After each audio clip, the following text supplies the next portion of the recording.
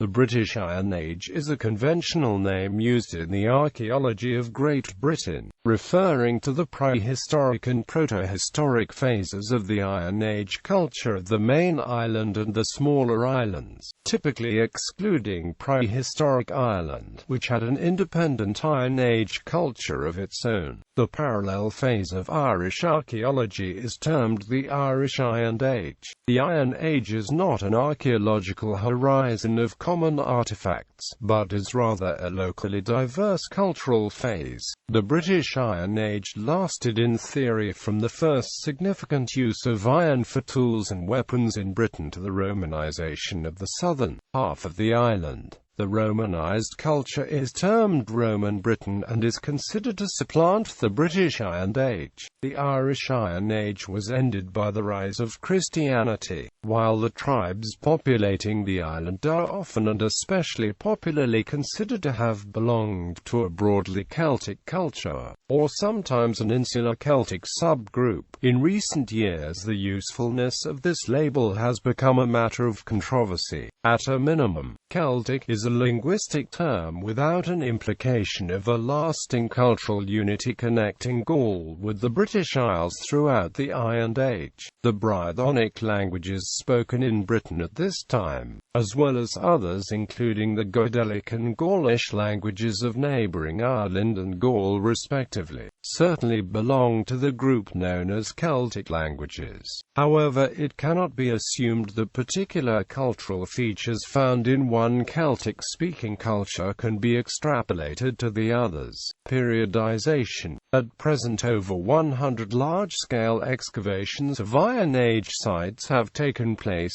dating from the 8th century BC to the 1st century AD, and overlapping into the Bronze Age in the 8th century BC. Hundreds of radiocarbon dates have been acquired and have been calibrated on 4 different curves, the most precise being based on tree ring sequences. The following scheme summarizes a comparative chart presented in a 2005 book by Barry Cunliffe, but it should be noted that British artifacts were much later in adopting continental styles such as the Latin style of Celtic art. The end of the Iron Age extends into the very early Roman Empire under the theory that Romanization required some time to take effect. In parts of Britain that were not Romanized, such as Scotland, the period is extended a little longer, say to the 5th century. The geographer closest to AD 100 is perhaps Ptolemy. Pliny and Strabo are a bit older, but Ptolemy gives the most detail. Archaeological evidence. Attempts to understand the human behavior of the period have traditionally focused on the geographic position of the islands and the landscape, along with the channels of influence coming from continental Europe. During the later Bronze Age, there are indications of new ideas influencing land use and settlement. Extensive field systems, now called Celtic fields, were being set out and settlements were becoming more permanent and focused on better exploitation of the land. The central organization to undertake this had been present since the Neolithic period, but it was now targeted at economic and social goals, such as taming the landscape rather than the building of large ceremonial structures like Stonehenge. Long ditches, some many miles in length, were dug with enclosures placed at their ends. These are thought to indicate territorial borders and a desire to increase control over wide areas.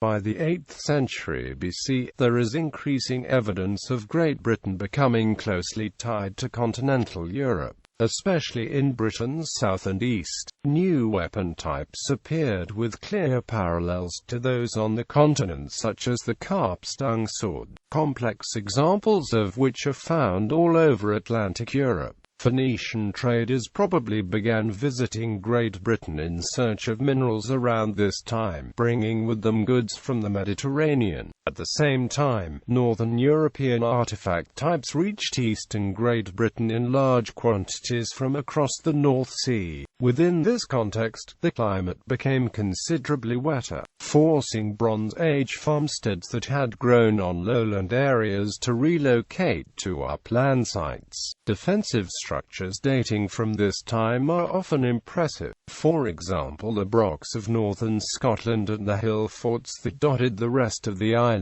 Some of the most well-known hill forts include Maiden Castle, Dorset, Cadbury Castle, Somerset and Danebury, Hampshire. Hill forts first appeared in Wessex in the late Bronze Age, but only become common in the period between 550 and 400 BC. The earliest were of a simple univalate form, and often connected with early enclosures attached to the long ditch systems. Few hill forts have been substantially excavated in the modern era, Danebury being a notable exception, with 49% of its total surface area studied. However, it appears that these forts were also used for domestic purposes, with examples of food storage, industry and occupation being found within their earthworks. On the other hand, they may have been only occupied intermittently, as it is difficult to reconcile permanently occupied hill forts with the lowland farmsteads and the roundhouses found during the 20th century, such as at Little Woodbury and Risbane Camp. Many hill forts are not in fact forts at all, and demonstrate little or no evidence of occupation. The development of hill forts may have occurred due to greater tensions that arose between the better structured and more populous social groups. Alternatively, there are suggestions that, in the latter phases of the Iron Age, these structures simply indicate a greater accumulation of wealth and a higher standard of living, although any such shift is invisible in the archaeological record for the Middle Iron Age when hill forts come into their own. In this regard, they may have served as wider centers used for markets and social contact. Either way, during the Roman occupation the evidence suggests that, as defensive structures, they proved to be of little use against concerted Roman attack. Suetonius comments that Vespasian captured more than 20 towns during a campaign in the West Country in 43 AD, and there is some evidence of violence from the hill forts of Hod Hill and Maiden Castle in Dorset from this period. Some hill forts continued as settlements for the newly conquered Britons. Some were also reused by later cultures, such as the Saxons, in the early medieval period. The people of Iron Age Britain, Celtic movement from the continent. The Roman historian Tacitus suggested that the Britons were descended from people who had arrived from the continent, comparing the Caledonians to the Germanic neighbours, the Silures of southern Wales to Iberian settlers, and the inhabitants of southeast Britannia to Gaulish tribes. This migrationist view long informed later views of the origins of the British Iron Age and, indeed, the making of the modern nations. Linguistic evidence inferred from the surviving Celtic languages in northern and western Great Britain at first appeared to support this idea, and the changes in material culture which archaeologists observed during later prehistory were routinely ascribed to a new wave of invaders. From the early 20th century, this invasionist scenario was juxtaposed to a diffusionist view. By the 1960s, this latter model seemed to have gained mainstream support, but it came in turn under attack in the 1970s. There was certainly a large migration of people from Central Europe westwards during the early Iron Age. The question whether these movements should be described as invasions, or as mere migrations, or as mostly diffusion, is largely a semantic one. There are examples of events which could be labeled invasions, such as the arrival in southern Britain of the Belgae from the end of the 2nd century BC as described in Caesar's commentaries on the Gallic War. Although such sudden events may be invisible in the archaeological record, principally depending, in this case, on the interpretation of Aylesford's swirling pottery. Regardless of the invasionist versus diffusionist debate, it is beyond dispute that exchanges with the continent were a defining aspect of the British Iron Age. According to Julius Caesar, the Britons further inland than the Belgae believed that they were indigenous. Demography. Population estimates vary, but the number of people in Iron Age Great Britain could have been 3 or 4 million by the 1st century BC, with most concentrated densely in the agricultural lands of the south. Settlement density and a land shortage may have contributed to rising tensions during the period. The population pyramid for Iron Age Britain would have been a classic pyramid in shape, with no significant number of people older than 50 years. The average life expectancy at birth would have been around 25, but at the age of 5 it would have been around 30.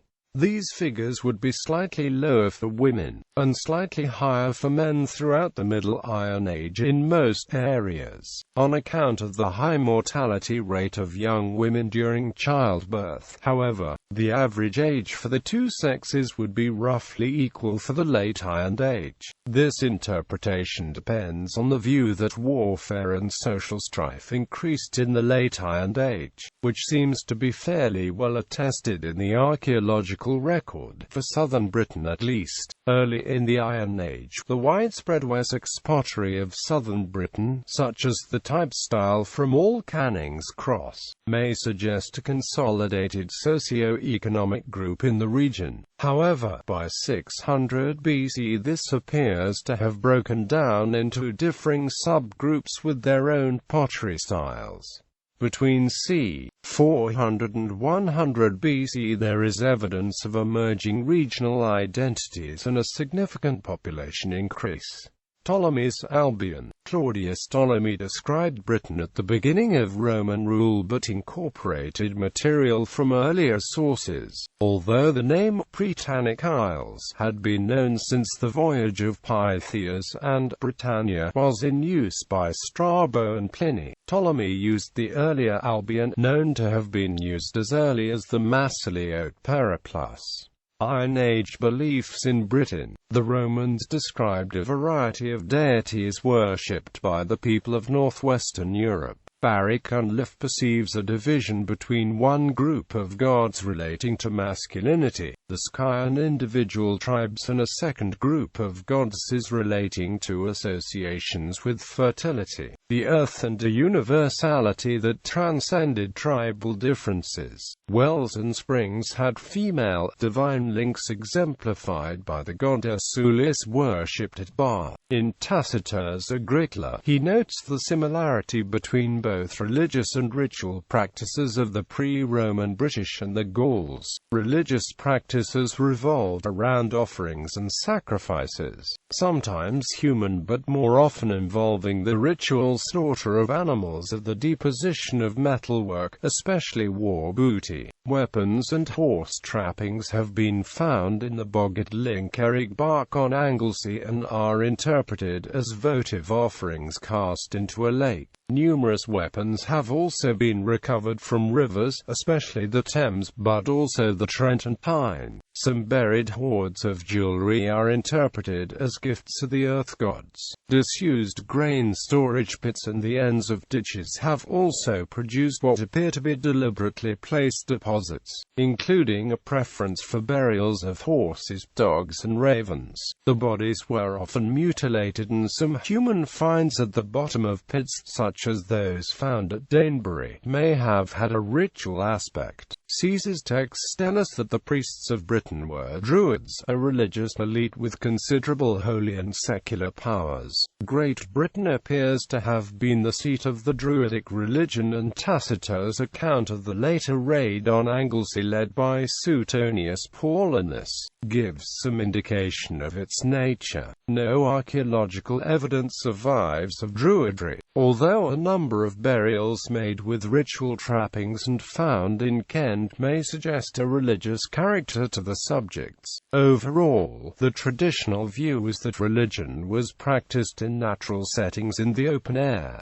However, several sites interpreted as Iron Age shrines seem to contradict this view, which may derive from Victorian and later Celtic Romanticism. Sites such as at Hayling Island in Hampshire and that found during construction work at Heathrow Airport are interpreted as purpose-built shrines. The Hayling Island example was a circular wooden building set within a rectangular precinct and was rebuilt in stone as a Romano-British temple in the 1st century AD to the same plan. The Heathrow Temple was a small cellar surrounded by a ring of post holes thought to have formed an ambulatory, which is very similar to Romano-Celtic temples found elsewhere in Europe. A rectangular structure at Danebury and a sequence of 6 poster structures overlooking calf burials and culminating in a trench-founded rectangular structure at Cadbury Castle, Somerset, have been similarly interpreted. An example at Sigwells, overlooking Cadbury Castle, was associated with metalwork and whole and partial animal burials to its east. However, evidence of an open-air shrine was found at Hallerton, Leicestershire. Here, a collection of objects known as the Hallerton Treasure were buried in a ditch in the early 1st century AD. The only structural evidence was a wooden palisade built in the ditch. Death in Iron Age Great Britain seems to have produced different behaviors in different regions.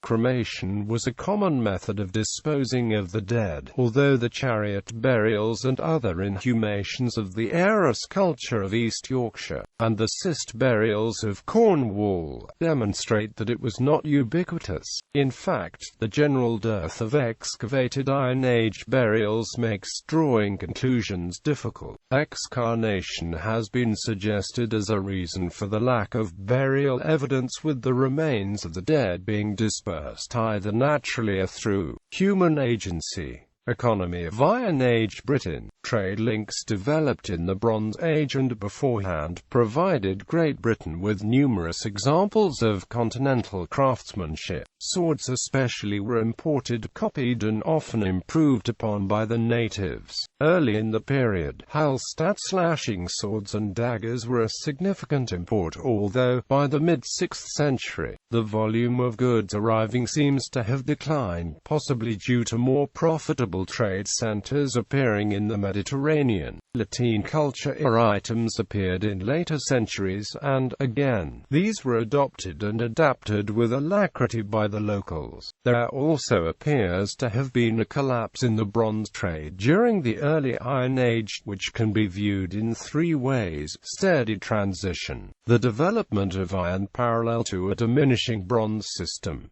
rapid abandonment, iron undermines bronze and takes over its social function, bronze crisis, severe reduction in the supply of bronze allows the iron to replace it. With regard to animal husbandry, cattle represented a significant investment in pre-Roman Britain, as they could be used as a source of portable wealth, as well as providing useful domestic byproducts such as milk, cheese and leather. In the later Iron Age, an apparent shift is visible, revealing a change in dominance from cattle rearing to that of sheep. Economically cheaper, significantly less labor-intensive, are requiring fewer people per animal. Whilst cattle and sheep dominate the archaeological record, evidence for pig, ox, dog and, rarely, chicken is widely represented. Interestingly, there is generally an absence from environmental remains of hunted game and wild species, as well as fresh and seawater species, even in coastal communities.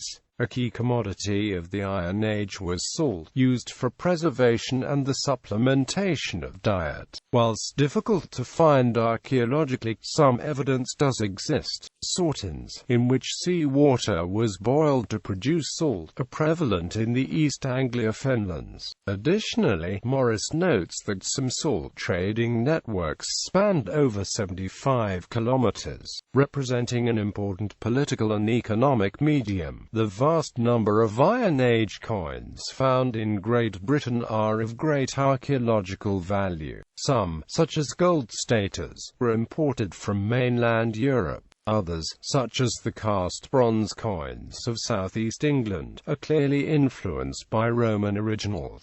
The British tribal kings also adopted the continental habit of putting the names on the coins they had minted, with such examples as Tasciovanus from Verulamium and Cunobilinos from Camulodunum identifying regional differentiation. Hoards of Iron Age coins include the Silsden hoard in West Yorkshire found in 1998.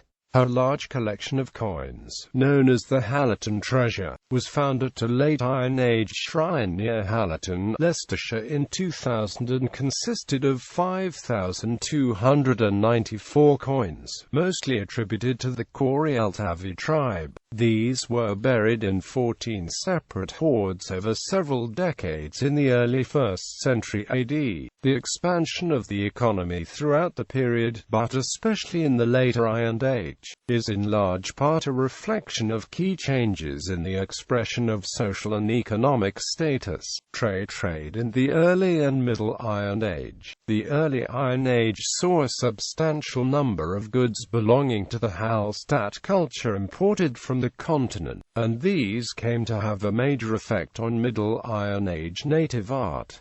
Trade in the late Iron Age. For the late 2nd century BC onwards, south-central Britain was indirectly linked into Roman trading networks via Brittany and the Atlantic seaways. To southwest France, Hengistbury Head in Dorset was the most important trading site, and large quantities of Italian wine amphora have been found there. These Atlantic trade networks were heavily disrupted following Julius Caesar's conquest of Brittany in the 50s BC. This fact may support a supposition that the Celts of Britain had an economic interest in supporting the Gallic brethren in the resistance to Roman occupation. In southeast Britain, meanwhile, extensive contact with the Belgic tribes of northern France is evidenced by large numbers of imported Gallo-Belgic gold coins between the mid-2nd century BC and Caesar's conquest of Gaul in the 50s BC.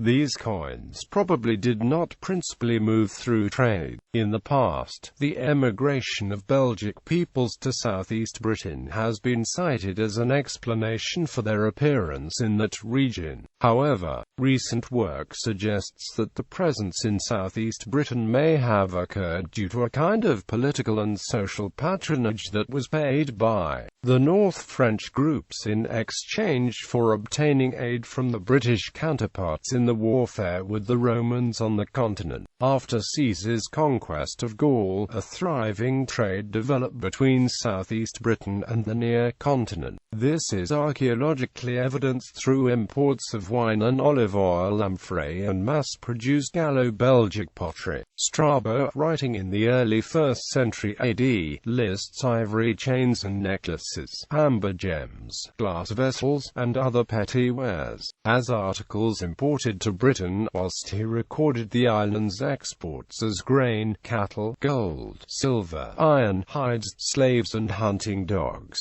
This trade probably thrived as a result of political links and client kingship relationships that developed between groups in southeast Britain and the Roman world. The end of Iron Age Britain.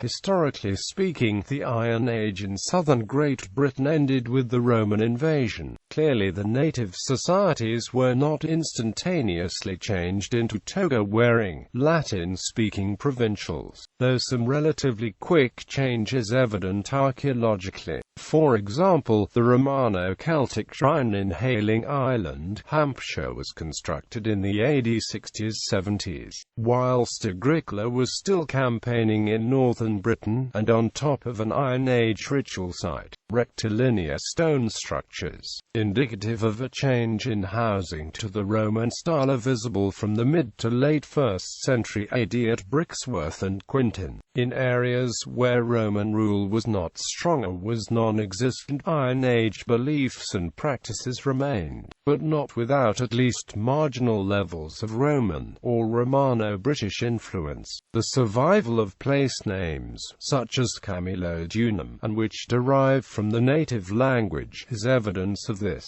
Bibliography. Cunliffe, Barry W. Iron Age Communities in Britain, 4th edition. An account of England, Scotland and Wales from the 7th century BC until the Roman conquest. Routledge. ISBN 0-415-347793. Fitzpatrick, Andrew P. Celtic Iron Age Europe, The Theoretical Basis. In Graves, Brown, Paul, Jones, Sean, Gamble, Clive. Cultural Identity and Archaeology, The Construction of European Communities. Routledge. pp. 238-255. ISBN 978-0415-10676-4. Rees, J. Celtic Britain, 3rd edition revised. London, Society for Promoting Christian Knowledge. Downloadable Google Books.